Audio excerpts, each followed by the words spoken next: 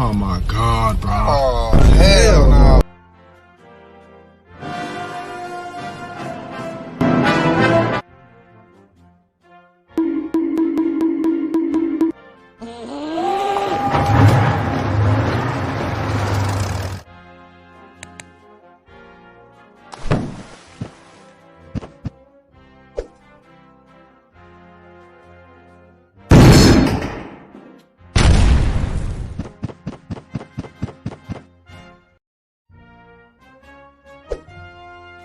Oh my god, bro. Oh, hell no, man.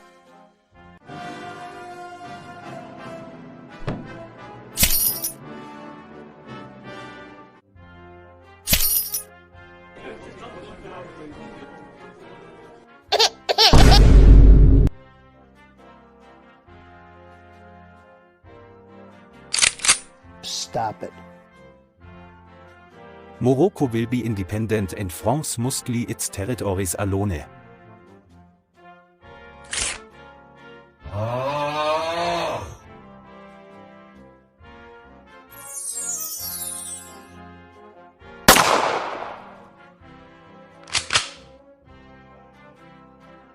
Yeah!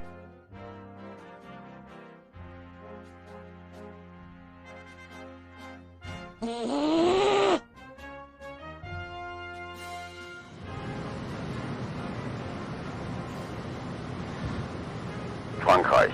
Vive Morocco immediately or we will declare war.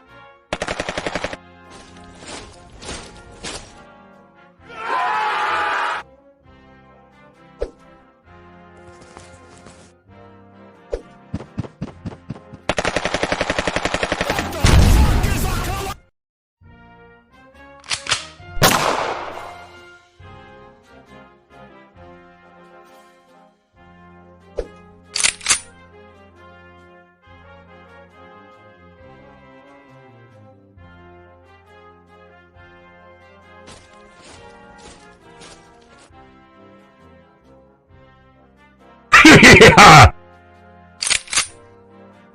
Huh?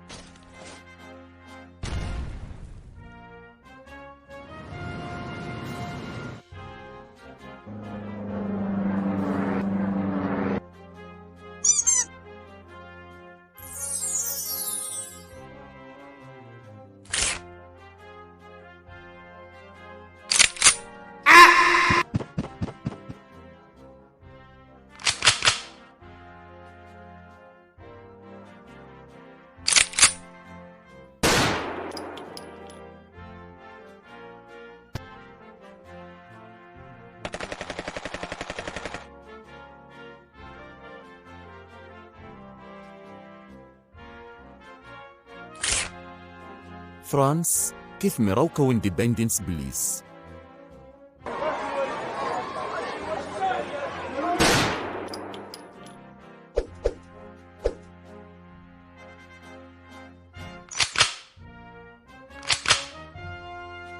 King in the castle, king in the castle.